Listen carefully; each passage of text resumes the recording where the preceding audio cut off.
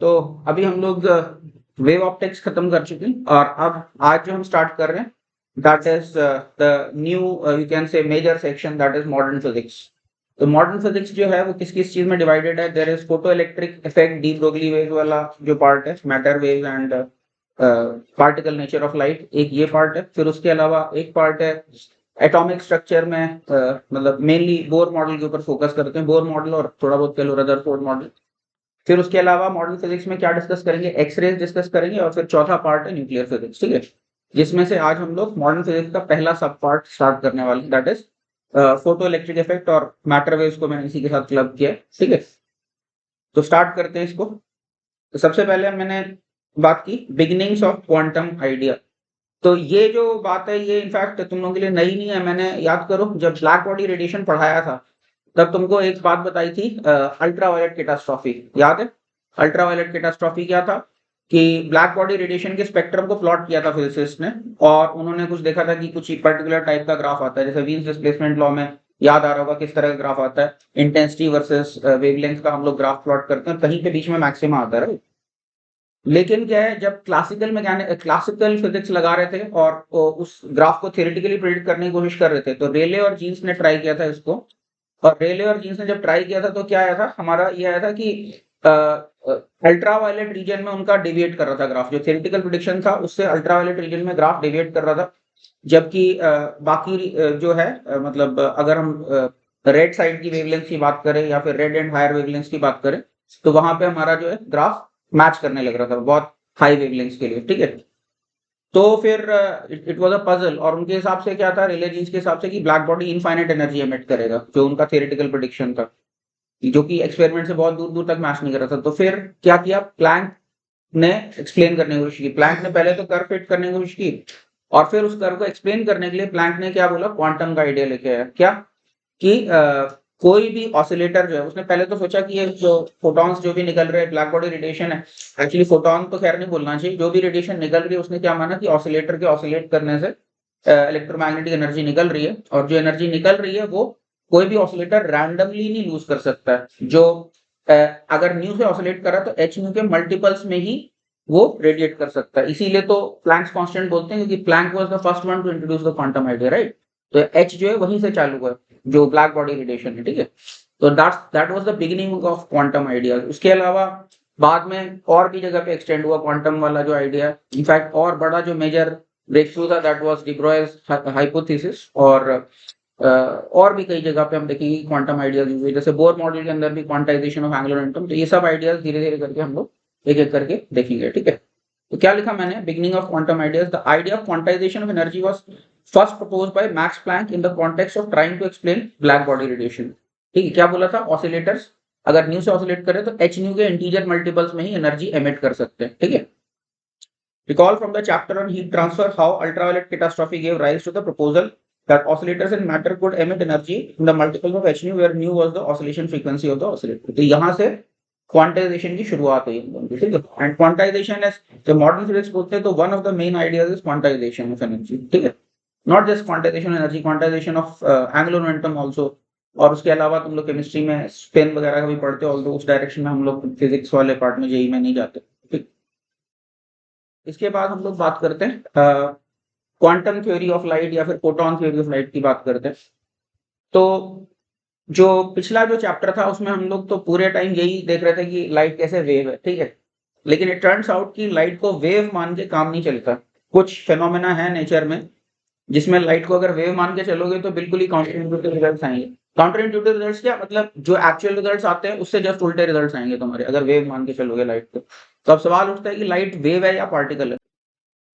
तो ठीक है, तो लाइट वेव है या पार्टिकल है, तो लाइट एक्चुअली दोनों है और ये दोनों जो नेचर है कैसे रिकंसाइल होते हैं, ये रिकंसाइल होते हैं वेव पैकेट के आइडिया से, ठीक है। तो वो भी हम लोग पढ़ेंगे।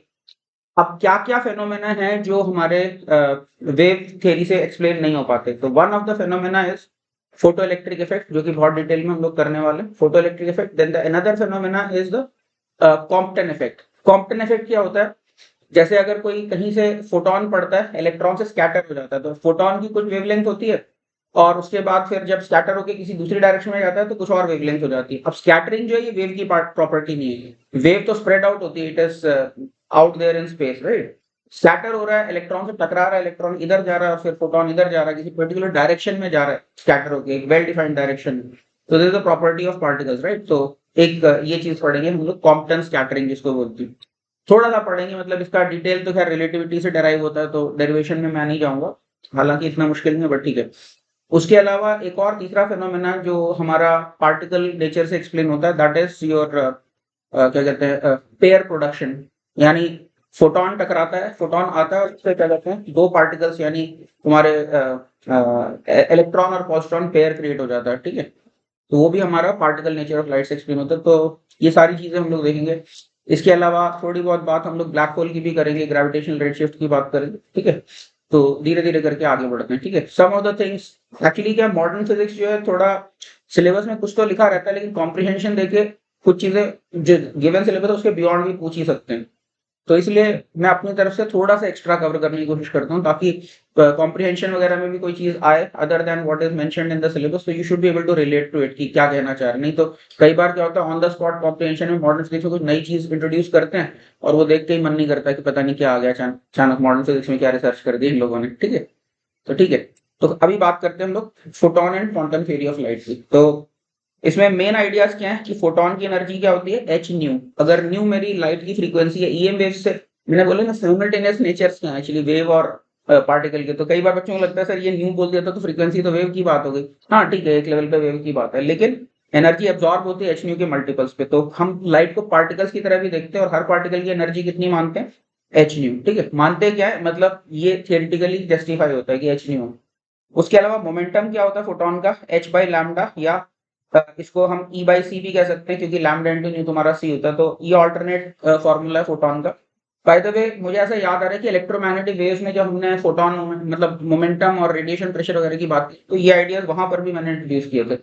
तो कई बार क्या है, कई बार तो वो यहाँ पे क्लासीफाई होता है फोटो इलेक्ट्रिक इफेक्ट के साथ करते वो पार्ट, लेकिन मैं ईएम वेव्स में वो पार्ट कर चुका हूँ। तो तुम लोगों को मतलब you should review that part also for this chapter.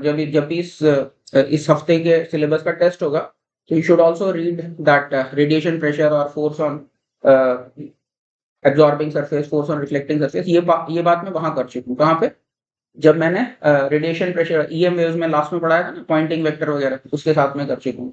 तो वो पार्ट यहाँ पे मैं दोबारा कवर नहीं करूंगा, वो then you should go through those notes also, ठीक है? तो ये मेन आइडिया है। तो क्या लिखा, in the chapter on wave optics we emphasized on wave nature of light, however there exist phenomena such as photoelectric effect and Compton scattering which could not be explained using the wave theory. To explain such phenomena, Einstein developed a particle theory of light called the quanta of light or photons. तो particles को quanta भी बोलते हैं या photons भी बोलते हैं। The nature of light is still being researched and phenomena like relativity or constancy or speed of light in vacuum appears very counterintuitive. ये तो मैंने बताया था ना कि EM waves की स्पीड जो हर फ्रेम में कांस्टेंट होती है, ये कितनी अजीब सी बात थी, is it not? पूरा गैलीलियन रिलेटिविटी को ही तोड़ दिया था हमने, is it not? जब हमने कहा था कि स्पीड जो है 1/√μ0 होती है हर फ्रेम में, राइट? ठीक है, तो ये काउंटर इंट्यूटिव लगता है, लेकिन however anything supported by experimental evidence has to be accepted and best efforts have to be made for developing a theoretical basis for the experiment। Modern physics में ऐसे बहुत सारे एक्सपेरिमेंट हैं जो देखने में एकदम वियर्ड लगेंगे, इंसान को लगेगा ये कैसे हो सकता है, how is it possible. For example एक फेनोमेनन है टनलिंग। टनलिंग क्या है कि तुमने क्लासिकली क्या पढ़ा वर्क पावर एनर्जी में कि अगर पोटेंशियल वेल के अंदर कोई पार्टिकल ट्रैप्ड है, जब तक उसके पास इतनी एनर्जी नहीं है कि वो पीक से ऊपर जा सके, तब तक वो वैली में ट्रैप रहेगा। अगर उसके पास इतनी एनर्जी नहीं है कि पीक के बराबर उसकी टोटल एनर्जी हो एटलीस्ट, तो एक वैली से निकल के दूसरी वैली में नहीं जा सकता, is it not? But quantum mechanics में बड़ी अजीब सी बात है कि पार्टिकल इस वैली में और इस वैली से अगली वैली में जा सकता है, यानी बिना पीक पे चढ़े इधर से उधर प्रकट हो सकता है, इधर से अंतर ध्यान होगी उधर प्रकट हो सकता है। ये बहुत अजीब सी बात है, but this is a conclusion of Schrödinger's equation है, ठीक है? प्रोबेबिलिटी वेव का ये कंक्लूजन है, ठीक है ना? तो इस तरह से बहुत सारे और ये चीजें देखने को मिलती है नेचर में। ऐसा नहीं है कि तुमको लग सकता है बड़ा काउंटर इंट्यूटिव, मतलब इस तरह की बात है, ऋषित यहाँ पे बैठा और अचानक साइड वाले कमरे में प्रकट हो गया बिना मतलब इवन दो दीवार चढ़ा नहीं, वो गेट से बाहर निकला नहीं, लेकिन फिर भी दीवार के अंदर वो कभी भी प्रेजेंट नहीं था, लेकिन इधर से उधर निकल गया। तो ये बहुत अजीब सी बात है कि कैसे डिसकॉन्टिन्यूस हो सकता है, यानी आप अभी यहाँ पे और अचानक घर में और बीच में रास्ते पे कभी दिखे ही नहीं हो, ठीक है? तो इस तरह की चीजें लेकिन वाकई में होती है क्वांटम वर्ल्ड में, ठीक है ना? ओके, तो उसको हमें थियोरेटिकली एक्सप्लेन करना पड़ता है, ठीक है? बेशक वो बहुत ही काउंटर इंट्यूटिव लगे, ठीक है? ठीक है, तो anything supported by experiment evidence has to be accepted and best efforts have to be made for developing a theoretical basis of experiment. तो आइंस्टाइन की फोटोन थ्योरी के हिसाब से क्या-क्या पॉइंट्स हैं वो मैं लिख दे रहा हूँ। यहाँ पे लिखे हुए क्या, light is composed of energy carrying particles known as photons. The energy of any photon is given as E is equal to h nu, where nu is the frequency of the associated EM wave. ठीक है, momentum of each photon ये पढ़ दिया था, P is equal to h by lambda या h nu by c या E by c. Light can only be absorbed or emitted in integer multiples of h nu. ठीक है, in photon particle collisions energy and momenta are conserved but not the number of photons. हाँ, जब photon किसी particle से collide करता है तो total energy conserve हो सकती है, होती है मतलब, और टोटल मोमेंटम भी कंजर्व होता है, लेकिन एक फोटोन एब्जॉर्ब होकर दूसरा फोटोन क्रिएट हो सकता है। तो ऐसा नहीं कि photon can neither be created not be destroyed, ये कोई रूल नहीं है, ठीक है, ये कोई लॉ नहीं। Photons can be absorbed and photons can be created, ठीक है।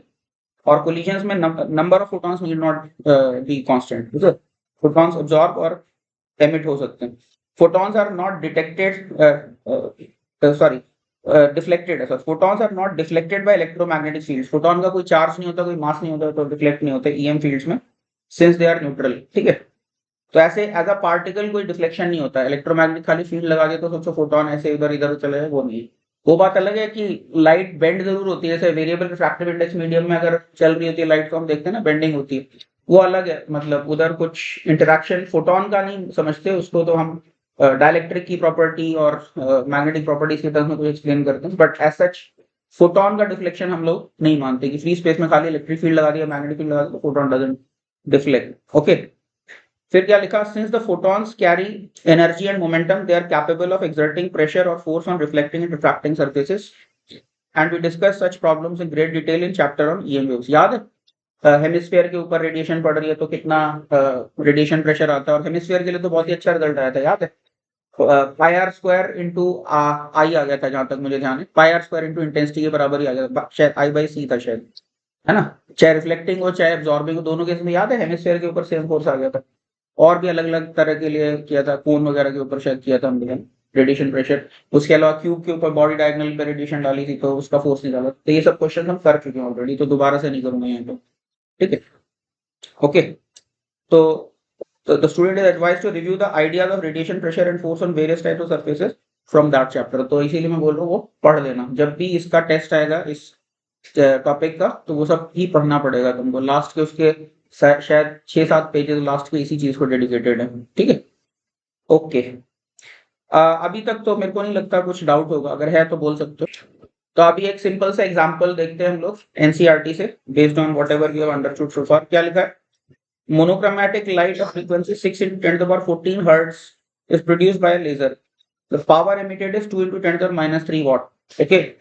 What is the energy of a photon in the incident in the light beam? तो एक तो ये निकालना कि एक फोटोन की कितनी एनर्जी है, और दूसरा how many photons per second on an average are emitted by the source। तो ये दो चीजें निकालनी है, क्या, फोटोन की एनर्जी और नंबर ऑफ फोटॉन्स पर सेकेंड। तो कैसे करोगे, फोटोन की एनर्जी तो तुमको न्यू दिया हुआ तो एच न्यू से निकल जाएगी, ठीक है, और number of photons per second क्या होगा, तो देखो पावर क्या होगा, power is energy emitted per unit time, that will be energy of a photon into number of photons per unit time, right. तो उसका यूज करके तुम्हारे पास number of photons per unit time निकलेगा। जल्दी से कंप्लीट करो। हाँ डायरेक्ट ही है बस, तो इसमें कैलकुलेशन क्या, E equal to H nu, H की वैल्यू होती है 6.6 into 10 to the minus 34 joule second, Planck's constant की वैल्यू, ठीक है, और ये फ्रीक्वेंसी है तो बस मल्टीप्लाई कर दिया तो 3.98 into 10 to the minus 19 joule आ गया। अच्छा, इसके अलावा be ready for another unit which is very commonly used for energy पूरे मॉडर्न फिजिक्स में, इलेक्ट्रॉन वोल्ट जो बहुत कॉमनली यूज होता है। तो इलेक्ट्रॉन वोल्ट क्या होता है, 1.6 into 10 to the minus 19 joule. इसको क्यों बोलते हैं इलेक्ट्रॉन वोल्ट, अगर एक इलेक्ट्रॉन को 1 वोल्ट पोटेंशियल डिफरेंस के थ्रू गिरा दोगे तो उसके ऊपर work done by electric field कितना होगा, E इंटू वी, 1 इलेक्ट्रॉन का चार्ज इंटू पोटेंशियल डिफरेंस होता है ना, इसलिए 1 EV that is 1.6 into 10 to the minus 19 joule, ठीक है। इसको इसलिए मैंने इलेक्ट्रॉन वोल्ट में भी एक्सप्रेस किया है, उसको डिवाइड कर दोगे 1.6 इंटू 10 टू द माइनस 19 से, राइट। अच्छा, अब क्या है, पावर क्या होगा मेरा, number of photons per second into energy of each photon. तो number of photons per second क्या हो जाएगा, power divided by energy of each photon. तो वो कैलकुलेट करोगे, पावर ये दे रखा है, एनर्जी हमने निकाल ली, यहाँ पे डिवाइड किया तो 5 into 10 power 15 photons per second ये आ गया हम लोगों का, ठीक है, आया समझ में, ठीक है। इसके बाद हम लोग बात करते हैं वर्क फंक्शन और इलेक्ट्रॉन एमिशन के बारे में। तो पहली बात तो फोटो इलेक्ट्रिक इफेक्ट में होता क्या है, फोटो इलेक्ट्रिक इफेक्ट में होता है कोई मेटल लिया मैंने उस मेटल के ऊपर मैंने लाइट शाइन की, तो क्या होता है, लाइट जब शाइन करते हैं तो उसके अंदर के इलेक्ट्रॉन्स के अंदर फोटोन जो है एनर्जी इंपार्ट कर देता है। तो कोई इलेक्ट्रॉन्स उसके अंदर ऐसे हैं और किसी इलेक्ट्रॉन को मान लो सफिशिएंट एनर्जी दे दी, तो वो सरफेस से बाहर निकल आता है। तो अब जो फ्री इलेक्ट्रॉन्स हैं, हम बोलते तो हैं, जैसे इलेक्ट्रोस्टैट्स में बोलते हैं कि कंडक्टर में अंदर बहुत सारे फ्री इलेक्ट्रॉन्स होते हैं, तो फ्री इलेक्ट्रॉन्स होते तो हैं, बट वो इतने भी फ्री नहीं होते कि मतलब कोई मैंने लोहे का टुकड़ा लिया और उसको झटका तो इलेक्ट्रॉन्स नीचे ऐसे गिर गए जैसे चींटियां गिर गई, समझ गए? इस तरह से नहीं है कि जैसे टिफिन बॉक्स को झाड़ा तो चींटियां नीचे गिर गई, ऐसे इलेक्ट्रॉन्स नहीं गिर जाते। सरफेस से इलेक्ट्रॉन्स को निकलने के लिए कुछ एनर्जी चाहिए होती है, ठीक है। सरफेस के अंदर वो इधर उधर अपने आप भागते रहते हैं स्पॉन्टेनियसली, लेकिन सरफेस को ओवरकम करने के लिए there is a potential barrier, उस पोटेंशियल बैरियर को क्रॉस करता है तब जाके इलेक्ट्रॉन बाहर निकल सकता है। तो there is some minimum amount of energy required to overcome that surface potential barrier जो है, ठीक है। तो वो जो एनर्जी रिक्वायर्ड है to overcome that surface barrier potential, उसको हम क्या बोल देते हैं, उसको हम कहते हैं वर्क फंक्शन, समझ गए? That is called the work function. तो होगा क्या, किसी फोटोन को अगर तुमने energy they the, sorry not photon, electron के ऊपर फोटोन गिरा और उसको एनर्जी तुमने दे दी, और वो बाई चांस इस तरह की उसकी एनर्जी है कि वो कि उसकी काइनेटिक एनर्जी सरफेस की तरफ डायरेक्टेड है, सरफेस की तरफ डायरेक्टेड है, तो वो क्या है, बैरियर पोटेंशियल को क्रॉस करने की कोशिश करेगा, और सफिशिएंट एनर्जी तो क्रॉस करके बाहर निकल आएगा। नहीं होगी सफिशिएंट एनर्जी, थोड़ा दूर जाके वापस नीचे चला जाएगा, ठीक है। या फिर अगर मान लो फोटोन ने इलेक्ट्रॉन को एनर्जी तो दी, लेकिन वो एनर्जी सरफेस की तरफ नहीं है, यानी उसकी वेलोसिटी सरफेस की तरफ नहीं है, तो क्या होगा, मैट्रिक्स में रैंडम कोलिशन करके फिर वहीं के वहीं रह जाएगा, ठीक है। ये भी हो सकता है कि उसको एनर्जी दी तो रैंडम दो चार कोलिशन करे मैट्रिक्स के अंदर, उसके बाद सरफेस की तरफ डायरेक्ट हो गई एनर्जी, फिर बाहर निकल गई, ऐसे भी हो सकता है, समझ गए कि नहीं? तो वर्क फंक्शन क्या है, वर्क फंक्शन है energy required to overcome the surface potential, surface barrier potential जो, ठीक है। तो क्या लिखा, we know that metals have free electrons which are responsible for electrical and thermal conduction. However, these electrons are not so free that they would spontaneously come out of the surface of the metal. इतने free नहीं होते, ठीक है। There is certain amount of energy that is required to bring an electron out of the metal surface. The amount of energy required to bring an electron out of the metal surface is called the work function of the metal. समझ गए definition work function? अब work function जो है वो किस तरह से very करते हैं, वैसे मेरे हिसाब से डेटा के क्वेश्चंस पूछने नहीं चाहिए, बट जेई मेन में कई बार पूछ लेते हैं, तो इसलिए मैंने डेटा भी यहाँ पे प्रेजेंट किया है। तो इन जनरल क्या है, वर्क फंक्शन जो है हम लोगों का एल्कली मेटल्स का जो होता है सबसे कम होता है, मतलब बहुत आसानी से हम निकाल सकते हैं एल्कली मेटल्स से, ठीक है। तो जो एनसीईआरटी का टेबल है उसके हिसाब से प्लैटिनम का सबसे ज्यादा है वर्क फंक्शन 5.65 इलेक्ट्रॉन वोल्ट, और सबसे कम जो है वो सीजियम का है, ठीक है, एल्कली मेटल में। अब इसमें भी शायद तुम लोगों को अगर पीरियोडिक टेबल पता है तो शायद देख पाओगे कि क्या ट्रेंड है ना, ठीक है। सीजियम के बाद फिर पोटेशियम का उससे ज्यादा है, फिर सोडियम का उससे ज्यादा है, ठीक है। उसके बाद फिर अल्कलाइन शायद शुरू हो गया, उसके आगे आगे मुझे पता नहीं है, ट्रांजिशन में पता नहीं कहाँ पे, ठीक है, वो तुम लोग बेटर जानते हो, ठीक है, समझ में आया ना? ओके, तो ये ध्यान रखना, लीस्ट जो होता है वर्क फंक्शन सीजियम का होता है, और एनसीईआरटी में जितना तक दिया हुआ है उसमें मैक्सिमम प्लैटिनम का मुझे देखा है, ठीक है। ओके, तो क्या लिखा, the work function of some of the metals are mentioned in the table above, accepted from NCERT. Here it is worth remembering that alkali metals in general have low work functions, with least being for cesium 2.14 electron volt है cesium का, ठीक है, and largest work function is for platinum, ठीक है, 5.65 E. Okay, अभी अच्छा 5.65 E, minimum energy required to emit an electron can be provided in one of the three physical processes. अब electron को अगर मेरे को निकालना है, मेटल से बाहर निकालना है, तो तुम्हें पता है कि सरफेस को ओवरकम करना है, तो ये किस तरह से एनर्जी दी जा सकती है, उसमें से एक तरीका तो तुम्हें बता दिया मैंने, फोटो इलेक्ट्रिक इफेक्ट, जहां पे फोटोन शाइन करते हैं और फोटोन एंटर कर जाता है मैट्रिक्स में और इलेक्ट्रॉन को एनर्जी देता है और फिर वो सरफेस से बाहर निकल सकता है। इसके अलावा और भी दो एक तरह के एमिशंस हैं एनसीईआरटी में जो मेंशन्ड है, one is the thermionic emission. Thermionic emission में क्या करते हैं, मेटल प्लेट को हम गर्म करना शुरू करते हैं, जैसे कढ़ाई जैसे गैस पे गर्म कर रहे हो, तो उस प्रोसेस में भी इलेक्ट्रॉन्स के अंदर थर्मल एनर्जी बढ़ते बढ़ते इतनी हो सकती है कि सरफेस से बाहर निकलने लग जाए। तो thermionic emission is also used many times in physics experiments also, जहां पे इलेक्ट्रॉन की बीम वगैरह जनरेट करनी होती है। तो electrons are generally created basically extracted using thermionic emission. Heated filament से अक्सर हम लोग इलेक्ट्रॉन्स मतलब रिलीज करवाते हैं और फिर उसको एक्सेलरेट कराते हैं इलेक्ट्रॉन्स को एक्सपेरिमेंट्स के लिए, ठीक है। तो by suitably heating a metal, sufficient thermal energy can be imparted to the free electrons so as to enable them to come out of the metal surface. उसके अलावा क्या, फील्ड एमिशन। फील्ड एमिशन क्या होता है, अगर बहुत strong electric field लगा दूं तो फिर क्या है, स्ट्रॉन्ग इलेक्ट्रिक फील्ड से भी इलेक्ट्रॉन्स जो है बाहर निकल सकते हैं। Applying very strong electric field of the order of 10 to the power 8 volt per metre, इतना अगर स्ट्रॉन्ग फील्ड लगा दो, ठीक है, तो metal electrons can be pulled out of the metal such as spark plugs in automobiles. तो spark plugs में यही होता है, यानी बहुत ज्यादा स्ट्रॉन्ग फील्ड होगा तो मेटल से बाहर के इलेक्ट्रॉन्स निकल सकते हैं, ठीक है। या फिर इंडक्टर में ही तुम देखो, इंडक्टर में जब तुम स्विच ऑफ करते हो तो स्पार्क जंप करता है, तो स्पार्क जंप कर रहा है इसका मतलब क्या, इलेक्ट्रॉन बाहर निकल रहा है तब से स्पार्क जंप कर रहा है, समझ में आई बात करी। और उस टाइम पे तुम्हें पता भी, इंडक्टर में सडनली करंट ऑफ करते हो तो बहुत हाई हाई वोल्टेज क्रिएट भी होती है, राइट। ठीक है, तो बहुत हाई वोल्टेज से भी हम लोग एमिशन करा सकते हैं इलेक्ट्रॉन का, इसको कहते हैं फील्ड एमिशन, ठीक है। और तीसरा एमिशन क्या है, फोटो इलेक्ट्रिक एमिशन। तो फोटो इलेक्ट्रिक एमिशन तो मैंने अभी बताया, जब light of suitable frequency illuminates a metal surface, electrons are emitted, these light generated electrons are called photo electrons. तो समझ गए, तीन तरह का एमिशन हम लोगों ने यहाँ पे बताया। तो अभी बता दो इसमें अगर कुछ डाउट है तो लेट मी नो। इसके बाद आप लोग बात करते हैं कि फोटो इलेक्ट्रिक इफेक्ट डिस्कवर कैसे हुआ। तो डिस्कवरी का जो क्रेडिट जाता है ये हर्ट्ज को जाता है, सेम हर्ट्ज जो जिसने ईएम वेव्स के ऊपर भी एक्सपेरिमेंट्स किए थे, इसके बारे में मैंने तुम्हें जब ईएम वेव्स का चैप्टर पढ़ा था बताया था। इनफैक्ट ये फिगर वही है जो सेम जो ईएम वेव्स में मैंने यूज की थी, सेम फिगर है ये। तो क्या कर रहा था वहां पे, एक गैप में स्पार्क जंप होता था और थोड़ी देर बाद दूसरे गैप में स्पार्क जंप होता था, ठीक है। तो हर्ट्ज ने क्या ट्राई किया कि ये स्पार्क जंपिंग प्रोसेस तो देख ली, तो हर्ट्ज ने क्या देखा कि यहाँ पे अगर यूवी लाइट अगर शाइन करते हैं तो उसने देखा कि स्पार्क्स की जो एफिशिएंसी है जंप करने की और ज्यादा बढ़ जा रही है, यानी और आसानी से और ज्यादा इंटेंस स्पार्क्स जंप कर रहे हैं जब यूवी लाइट प्रेजेंट है। तो अब यूवी लाइट की प्रेजेंस में स्पार्क्स अगर ज्यादा इंटेंसली जंप करे, इसका मतलब क्या, somehow UV light is helping the electrons to come out more easily, is it not. तो ये उसका ऑब्जर्वेशन था हर्ट्ज का, and that's the first, you can say that's the first discovery of photoelectric effect हम कह सकते हैं। Although it was not very well understood what exactly is going on, but yes phenomenon was seen कि ultraviolet light की presence में जो spark jumping है ये ज्यादा इंटेंस हो जाती है, ठीक है। क्या लिखा था, phenomenon of photoelectric effect was first discovered in 1887 by Henrik Hertz during the experiments on EM waves by means of spark discharge, ठीक है। ये स्कीमेटिक दिखा रखा है। He observed that high voltage sparks across the transmitter loop were enhanced when the emitter plate was illuminated by ultraviolet light from arc lamp। तो यहाँ पे in fact plates जैसे ही समझ लो, जब अल्ट्रावायलेट लाइट पड़ रही है तो बहुत ज्यादा एफिशिएंटली स्पार्क्स निकल रहे हैं इनसे, okay okay. Now we understand the phenomenon quite clearly. When light falls on a metal surface, some electrons absorb sufficient energy to overcome the attraction of nearby positive ions। आसपास के positive ions हैं जो इसको बाहर जाने से रोक रहे होते हैं, ठीक है। तो ठीक है, thus they are easily able to escape the metal surface in the surrounding space। उनके अट्रैक्शन को ओवरकम करने के लिए एनर्जी चाहिए और वो एनर्जी मिल जाती तो बाहर निकल सकते, ठीक है।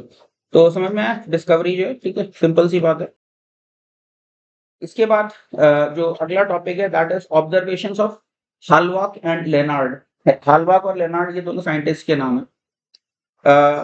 फोटो इलेक्ट्रिक इफेक्ट के लिए नोबेल प्राइज जो मिला था वो आइंस्टाइन को मिला था, लेकिन एक्चुअली डिस्कवरी आइंस्टाइन की नहीं है, आइंस्टाइन ने उसका थियोरेटिकल एक्सप्लेनेशन दिया था। एक्चुअली उसके ऊपर जो एक्सपेरिमेंटल वर्क है मेनली इन दो साइंटिस्ट ने किया था, हाल्वाक एंड लेनार्ड, ये दो साइंटिस्ट थे जिन्होंने इसके ऊपर एक्सपेरिमेंट्स किए थे। तो उनका एक्सपेरिमेंटल सेटअप कैसा है, तो देखो इस तरह का इनका सेटअप है। क्या है यहाँ पे, ये मेरे पास एक मेटल प्लेट है और यहाँ पे क्वार्ट्ज की विंडो दी हुई है, और क्वार्ट्ज की विंडो से इस मेटल प्लेट के ऊपर हम लोग रेडिएशन इंसिडेंट कराते हैं, ठीक है।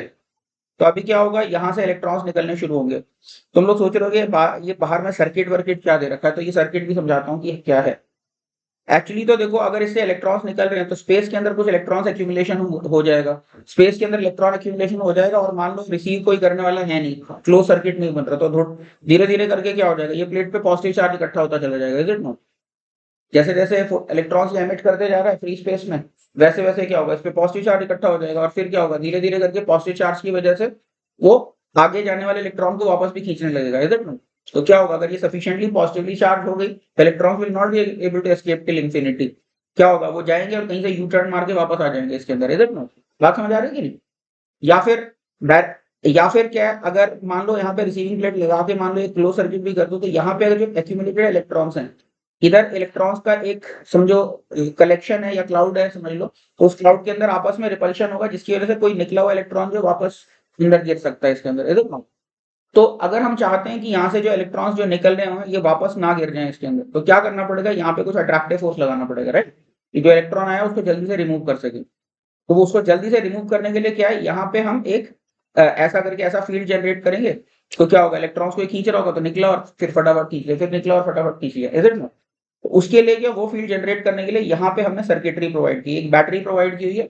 इस बैटरी से हम चाहें तो इलेक्ट्रॉन्स को अट्रैक्टिंग फील्ड भी लगा सकते हैं, हम चाहें तो रिपेलिंग फील्ड भी क्रिएट कर सकते हैं। दोनों तरह के एक्सपेरिमेंट्स किए जाते हैं, जहाँ पे एक केस में क्या है, यहाँ पे पोलैरिटी ऐसी रखेंगे कि ये पॉजिटिव हो जाएगा और ये नेगेटिव टर्मिनल हो जाएगा, फिर क्या इलेक्ट्रॉन्स अट्रैक्ट होंगे, ठीक है। तो फिर क्या होगा, एक्सटर्नल सर्किट से ऐसे ऐसे करके कुछ करंट हमारा फ्लो करेगा, ठीक है। यहाँ पे माइक्रो एमीटर लगा रखा है। कम्यूटेटर का मतलब तो ये है कि इसको यहाँ कनेक्ट कर सकते हो, यहाँ कनेक्ट कर सकते हो, मतलब पोलैरिटी रिवर्स कर सकते हैं बैटरी की, ये कम्यूटेटर का काम है। समझ में आई बात के लिए, ठीक है। तो क्या होगा, यहाँ पे इसके ऊपर एनर्जी पड़ रही है, उससे फिर यहाँ फोटो इलेक्ट्रिक एमिशन हो रहा है और फिर वो यहाँ पे कलेक्ट हो रहे हैं और फिर इधर से एमीटर के थ्रू कुछ करंट जा रहा है, वो करंट हम लोग मेजर कर रहे हैं। समझ में आया कि नहीं क्या चल रहा है। और फिर उसके बाद यहाँ से सर्किट कंप्लीट हो गया, वापस ये इस प्लेट के ऊपर वापस चले जा रहे हैं इलेक्ट्रॉन। तो लगातार चार्ज बिल्डअप नहीं होते जा रहा है, कुछ थोड़ा सा चार्ज आ गया लेकिन फिर भी स्टेडी स्टेट हमारी बनी हुई है। समझ में आया। तो ये सर्किट हमने कंप्लीट किया हुआ है, ओके। तो इस सेटअप के अंदर जो है हाल्वाक और लेनार्ड ने बहुत तरह के एक्सपेरिमेंट्स किए। किस तरह के एक्सपेरिमेंट्स किए, एक तो देखा कि इस लाइट की इंटेंसिटी अगर बढ़ाते हैं, by the way there is something called saturation current. Saturation current क्या होगा, अगर इसको सफिशिएंटली तुमने पॉजिटिव किया तो देखो एक चीज, जितने इलेक्ट्रॉन्स निकल रहे हैं उससे ज्यादा यहाँ पहुंच नहीं सकते, इज इट। यहाँ पे लाइट पड़ी, कोई इलेक्ट्रॉन बाहर निकल रहा है, अगर वो वापस नहीं गिरा तो आगे पहुंच सकता है, ठीक है। तो होगा क्या, जब सफिशिएंटली तुमने उनको सफिशिएंट मोटिवेशन नहीं दे रखा यहाँ पे बुलाने के लिए, तो क्या होगा, कुछ इलेक्ट्रॉन वापस गिर जाएंगे प्लेट में। लेकिन क्या, जब सफिशिएंट मोटिवेशन दिया तो एक टाइम ऐसा आएगा कि जो जो निकले सारे के सारे पहुंचने लग जाएंगे।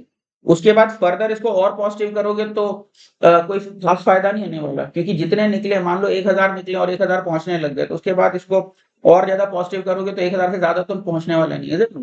तो इसलिए क्या होगा, एक गिवन इंटेंसिटी ऑफ लाइट के लिए एक कुछ ना कुछ सैचुरेशन वैल्यू हो जाएगी करंट की, राइट। समझ में आ सकते हैं why there has to be a saturation current.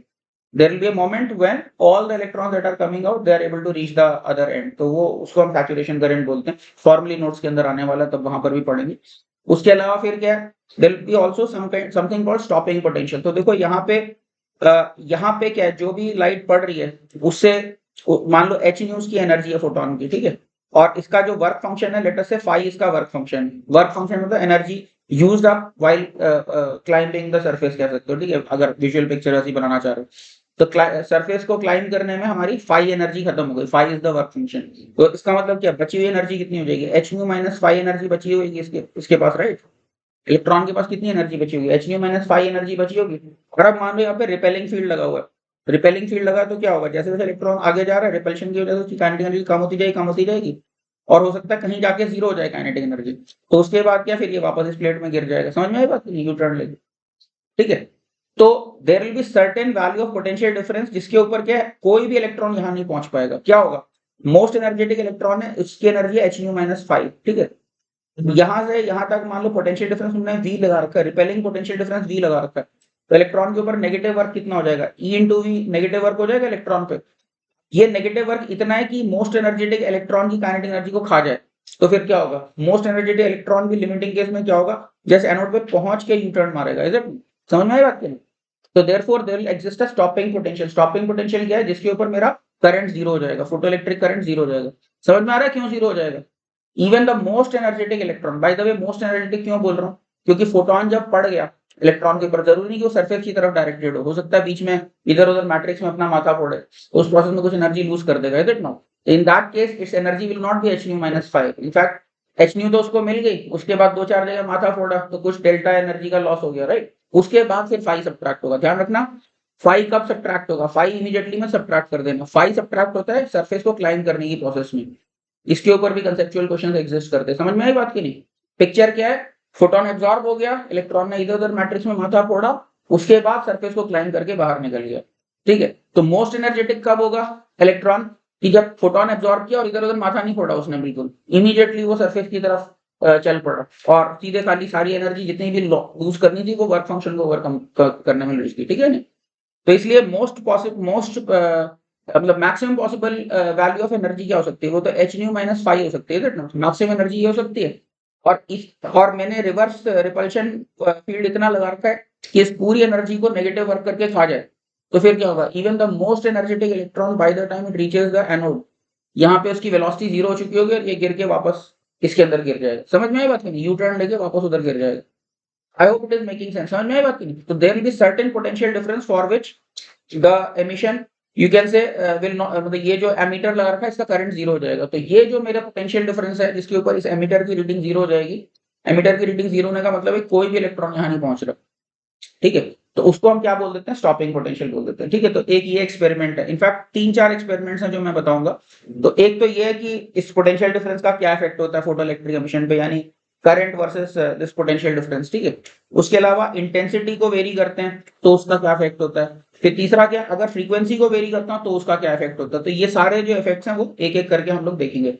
But ये फोटो ट्यूब सेटअप समझ में आया ना, किस तरह से ये वर्क कर रहा है। ठीक है, ये सेक्शन मैं पढ़ देता हूँ, उसके बाद फिर अगर कोई डाउट हो तो मैं ले लेता हूँ। ठीक है, let me just read this section. तो क्या लिखा, experiments on photo electric effect by Hallwachs and Lenard. Wilhelm Halbach and Philip Lenard conducted series of experiments to investigate the phenomenon of photoelectric effect. A schematic of their apparatus is shown in the adjacent figure. Ultraviolet light is made to fall on a metal plate through a quartz window. यहाँ पे quartz की window इधर vacuum रखते हैं by the way। ठीक है, evacuated glass tube यानी vacuum है यहाँ पे, quartz window से यहाँ पे लाइट आ रही है ultraviolet. Okay, this plate C, इस प्लेट को सी नाम मैंने नाम दिया, emits electrons due to photoelectric effect. The emitted electrons are collected by another plate A सामने, which is maintained at some potential difference from C। यहां से इन दोनों के बीच में कुछ पोटेंशियल डिफरेंस मेंटेन है। ठीक है, using an external battery whose polarity can be reversed using a commutator। इस बैटरी की पोलैरिटी आगे पीछे कर सकते हैं यूजिंग द कम्यूटेटर। ठीक है, The magnitude of potential difference can be adjusted by using a rheostat। यहाँ पे देखो ये rheostat लगा रखा है, सिंबल जो है वेरिएबल रेजिस्टर का, यहाँ पे जॉकी को इधर आगे पीछे करोगे तो ये पोटेंशियल डिवाइडर का काम करेगा। याद करो करंट इलेक्ट्रिसिटी में मैंने बताया था how rheostat can be used as a potential divider. 3 terminal device होती है ना रियोस्टैट, तो नहीं याद है तो देख लेना। रियोस्टैट में मतलब हम पोटेंशियल डिफरेंस चेंज कर सकते हैं जॉकी को इधर उधर करके। ठीक है, ओके।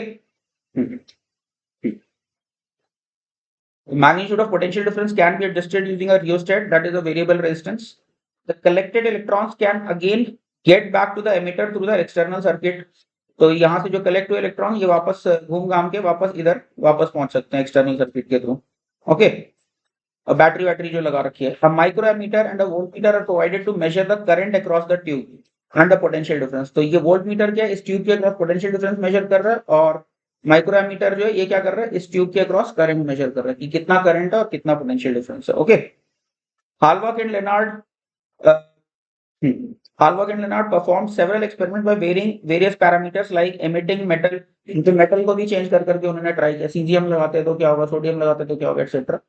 ठीक है, तो मेटल को चेंज कर करके देखा उन्होंने। ठीक है, emitting metal, intensity and frequency of incident light and the voltage across the photo tube. तो ये सारे पैरामीटर्स चेंज कर करके अलग अलग उन्होंने ग्राफ्स बनाए। वो ग्राफ्स कैसे, वो अभी हम थोड़ी देर में देखेंगे। These experiments will be discussed in the following sections। हाँ, अभी अगर किसी को कुछ डाउट है इस apparatus पे तो बोल सकते हैं। इसके बाद हम लोग बात करते हैं अलग अलग जो ग्राफ्स पैरामीटर्स वेरी करके किस किस तरह के ग्राफ्स आते हैं। तो सबसे पहला मेरा जो ग्राफ आने वाला है वो क्या है, variation of current with intensity end voltage across the tube. Voltage very करेंगे और अलग अलग इंटेंसिटी पे देखेंगे कि करंट वर्सेस वोल्टेज का कैसा ग्राफ आता है। बाय द वे यहाँ पे देखो ये किसी और टेक्स्ट बुक से लिया है, ये एनसीईआरटी वाला फिगर नहीं, बट ये भी एपरेटस उसी को रिप्रेजेंट कर रहा है। स्कीमेटिक ही है। यहाँ पे जो तुम्हारा कलेक्टिंग प्लेट है वहां पे तो सिंगल प्लेट जैसा दिखा रखा था, यहाँ पे प्लेट ना दिखा के ऐसे पूरा प्रॉपर जार जैसा दिखा रखा है। ठीक है, उसमें ऐसा लगता है कि प्लेट से इधर उधर जाएंगे इलेक्ट्रॉन्स तो कलेक्ट नहीं हो पाएंगे, बट यहाँ पे देखो इसने जाने का स्कोप छोड़ा नहीं। यहाँ पे टारगेट पे इधर से लाइट आ रही है और बहुत छोटा सा होल है समझो, तो यहाँ से इधर इधर सब जगह दाएं बाएं भी जा रहे इलेक्ट्रॉन, वो भी कलेक्ट हो जाएंगे। ठीक है, तो ये मत सोचना कि यार इधर उधर स्पेस में निकल गए इलेक्ट्रॉन्स लूज हो गए तो क्या होगा, समझ गए कि नहीं। तो यहाँ पे इस तरह का अरेंजमेंट बना रखा। This is also the same photo electric apparatus। उसमें इधर से लाइट डाल रहे थे, यहाँ प्लेट बना रखी थी, यहाँ पे इधर से लाइट डाल रहे हो, यहाँ पे पूरा चारों तरफ से इसको घेर रखा है। ठीक है, ताकि इधर उधर ना जा सके इलेक्ट्रॉन। ओके, तो ये apparatus है, ये भी इफेक्टिवली वही apparatus है। यहाँ पे कम्यूटेटर ना लगा के 2 बैटरीज लगा रखी हैं और यहाँ पे स्लाइडिंग कॉन्टैक्ट को लेफ्ट राइट ले जाके इसकी रिलेटिव वोल्टेज जो है पॉजिटिव या नेगेटिव कर सकते हैं, लेफ्ट, समझ गए। So this is the another arrangement. Instead of commutator, you are directly sliding the jockey over here with a system of 2 batteries। समझ में आ रहा है क्या हो रहा है। ठीक है, तो क्या लिखा, consider the adjacent figure। In this experiment we adjust the potential difference across the photo tube by adjusting the sliding contact। इसके अक्रॉस potential difference हम लोग एडजस्ट कर रहे हैं, स्लाइडर को इधर उधर ले जाके। ठीक है, initially the collector C is kept at slightly negative potential with respect to the target। तो इसको यहाँ पे C जो है कलेक्टर के लिए C यूज किया, वहां पे C कैथोड के लिए यूज किया था। ठीक है, डोंट गेट कंफ्यूज। वहां पे C इधर लिखा हुआ था, यहाँ पे इसको टारगेट लिखा है, यहाँ पे इसको कलेक्टर लिखा। ठीक है, T एंड C इसलिए सिंबल्स हैं। तो यहाँ पे क्या है, इसको हल्का सा क्या किया हमने, हाँ, initially collector C is kept और slightly negative potential with respect to the target. थोड़ा सा नेगेटिव पोटेंशियल पे रखते हैं तो उसमें क्या होगा, नेगेटिव पोटेंशियल पे रखोगे तो ये डिसेलरेट करेगा इलेक्ट्रॉन्स को, राइट? ठीक है, this potential difference acts to slow down the electron because the electrons move closer to as the electron move closer to C, क्योंकि ये नेगेटिव है, इलेक्ट्रॉन का चार्ज भी नेगेटिव है, तो रिपेलिंग फील्ड लग रहा है, तो इसलिए धीरे धीरे करके स्लो डाउन हो रहे हैं इलेक्ट्रॉन्स, राइट? ठीक है, okay. They experience a repulsion. Now, by sliding the contact leftwards, a potential C is gradually made more and more negative. अब इसको लेफ्ट की तरफ अगर तुम लेके जाओगे तो बैटरी के नेगेटिव एनर्जी और पास आते जा रहा है, तो इसलिए क्या होगा, यहाँ पे रिपल्शन और स्ट्रॉन्गर होता चला जाएगा, राइट? ठीक है, ओके, हाँ। Gradually made more and more negative until the repulsion is strong enough so that reading of emitter becomes zero. और बहुत ज्यादा स्ट्रॉन्ग रिपल्शन हो जाएगा तो इस एमीटर की रीडिंग मेरी क्या हो जाएगी, zero. Bye the way current ऐसे दिखा रखा है क्योंकि इलेक्ट्रॉन फ्लो के अगेंस्ट होता है, ठीक है? तो क्या होगा, जैसे जैसे रिपल्शन बढ़ाते जाओगे कभी ना कभी इस करंट की वैल्यू जीरो हो जाएगी, और यही तो मेरा स्टॉपिंग पोटेंशियल है, राइट? ठीक है, reading of ammeter become zero, the value of potential of C with respect to T, collector का टारगेट के रिस्पेक्ट में जो पोटेंशियल इस टाइम पे है इसको हम क्या कहते हैं, स्टॉपिंग पोटेंशियल, ठीक है? ओके, तो कैसे डिफाइन किया, the reverse potential difference across the photo tube, bye the वे इसी एपरेटस को फोटो ट्यूब भी कहते हैं जो बना रखा है, ठीक है?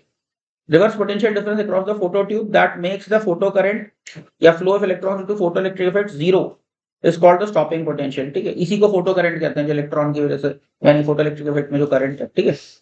At this potential even the most energetic photoelectrons lose all their kinetic energy due to negative work done by the repelling field. Most energetic electron भी यहाँ पे सारी एनर्जी लूज कर देगा by the time it reaches the collector, ठीक है? तो सारी एनर्जी लूज कर दी तो फिर क्या, वहां कलेक्टर ऊपर से नेगेटिव और एनर्जी भी लूज कर चुका तो फिर रिपेल ही करेगा उसको, उधर तो पहुंचेगा नहीं, तो फिर वापस जिस प्लेट से आया उसी प्लेट में वापस चला जाएगा, राइट? ठीक है, हाँ। Even the most energetic photoelectron lose all of their Ke due to negative work done by the repelling field.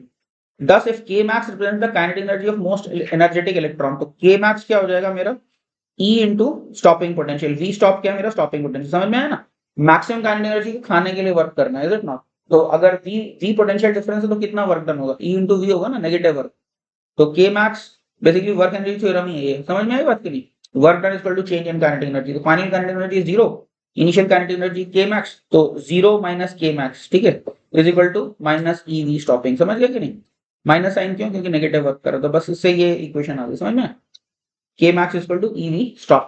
Stop मतलब stopping potential है। Now if nu is the frequency of incident light and phi is the work function, तो हम क्या कह सकते हैं, इसका मतलब K max क्या हो जाएगा, h nu minus phi हो जाएगा, ठीक है? h nu तो फोटोन की एनर्जी और phi जो है सरफेस को क्लाइंब करने में खर्च हो गया, तो यही मेरा स्टॉपिंग पोटेंशियल है और क्योंकि यही मैक्सिमम काइनेटिक एनर्जी, राइट? समझ में?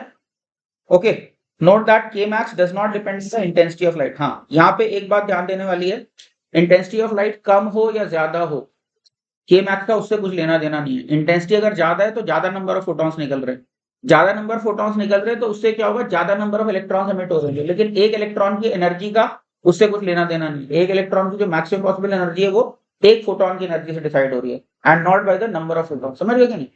जबकि अगर क्लासिकल वेव थ्योरी के हिसाब से तुम चलो तो क्लासिकल वेव थ्योरी के हिसाब से तो लगता है कि इंटेंसिटी अगर लार्ज होगी तो एम्पलीट्यूड इलेक्ट्रिक फील्ड का लार्ज होगा, तो किसी एक इलेक्ट्रॉन को भी लार्जर अमाउंट ऑफ एनर्जी इंपार्ट करेगा। अगर वो SHM टाइप का अगर तुम पिक्चर लेते हो कि वो जोर जोर से हिला रहा है, अगर क्लासिकल वेव पिक्चर के हिसाब से देखते हैं तो क्या दिखता है कि इलेक्ट्रॉन को जो इलेक्ट्रिक फील्ड है वो ऑसिलेट करके जोर जोर से झकझोर रहे थे, पेड़ से आम भी गिरती है उस तरह की, समझ में आई बात की नहीं?